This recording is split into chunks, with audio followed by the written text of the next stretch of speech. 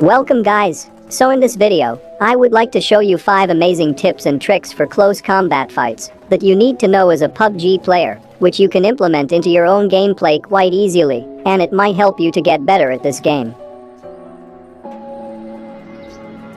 Starting with the tip number 1, it's actually a tactical tip that will give you an advantage against your opponents when they jump and fire at you. So if your enemy does jump shot on you, just follow this process. As soon as you see your enemy jumping, you need to start moving in the opposite direction. Or in other words, if your joystick moving towards the right side, you need to rotate it into the opposite direction, example like this. Doing this will make your opponent miss all the shots. If you're wondering how this works, here is the opponent's view. And let's try to slow down the footage. You can clearly see that I'm moving towards left side, and then suddenly I started moving in an opposite direction. So this will mess up the enemy's aim, so they miss all their shots. Once again, if you see your opponent jumping, simply change your joystick direction in an opposite way, example like this, and then start shooting. So this will confuse the opponent, and also it makes them miss some of their shots. Anyway, moving on to the tip number 2, stairway surprise attack. So the idea of this trick is pretty simple. When you hear the enemy's footsteps, move towards the stairs and jump. Switching to FPP is optional. So by doing this, your enemy will have no idea what you have done. Most probably your enemy won't able to see. Even if they see you jumping like this, they don't have enough time to react on what they should do. This is how the enemy's view will look like. You can totally surprise attack from behind. And this trick also works on military base C buildings. And remember, this trick only works at certain types of stairs, mostly the V-shaped stairs.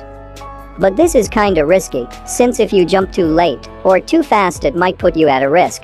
But still, the opponent will never expect you to jump like this, and you can always catch them by a surprise. But if there are more than one enemies, then I wouldn't recommend doing this jump. Anyway, moving on to the tip number 3. If you ever find yourself in a situation where you run out of ammo in an extreme close combat gunfight, example like this. In these type of situations, you need to try to get behind the enemy, example like this. Try staying behind the opponent until the weapon reloads. Once it's reloaded, then start shooting. Or you could simply circle the opponent, example like this. I mean, it's gonna be very difficult for the opponent to shoot at you, especially when you are rotating behind the enemy, example like this. And once again, if you run out of ammo in the middle of a gunfight, try to get behind the enemy and start reloading, and try your best to stay behind the enemy until the weapon reloads. Trust me guys, learning how to circle behind the opponent will help you in a lot of situations. Anyway, moving on to the tip number 4. Whenever you're rushing into a house, and you know there is an enemy camping inside, throw a grenade in the house, and it might make the enemies go deaf for up to 5 seconds, so they won't be able to hear your footsteps while you're rushing.